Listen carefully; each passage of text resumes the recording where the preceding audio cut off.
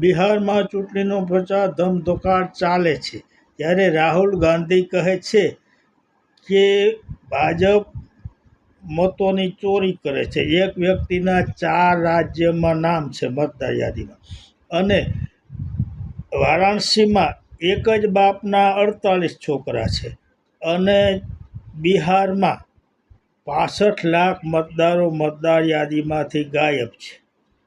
આમ કહી તેઓ કહે છે કે ભાજપ વોટોની ચોરી કરે છે, અને આ બાબત ચૂંટણી અધિકારીને જણાવતા તેઓ કહે છે કે બહેનોની મર્યાદા જાળવવી પડે, માટે સીસીટીવી ફૂટેજ બતાવી ન શકાય.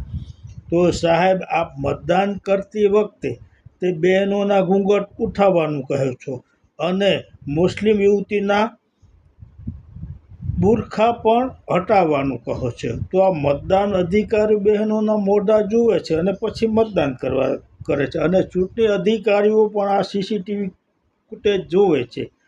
તો વિપક્ષને શા માટે ન બતાવો? અને આમાં કાંઈ બહેનોની મર્યાદા ઓળંગાતી નથી. ફક્ત તેમના આ મતદાન સાચું થયું છે કે ખોટું થયું છે તે પૂરતું છે. તો આ ચૂંટણી પંચ શા માટે સીસીટીવી ફૂટેજ બતાવતા નથી? કેમ કે તેઓ ચૂંટણી અધિકારી એક વખત ભાજપના એક નેતાના સેક્રેટરી તરીકે કામ કરતા હતા, માટે તેઓ ભાજપ તરફી છે એવું લાગે છે. પરંતુ આ વિપક્ષ સાબિત કરી શકશે? જો સાબિત કરે તો ભાજપને રહી સહી આબરૂ પણ જાય તેવી શક્યતા છે. પરંતુ આ સાબિત થશે ખરું?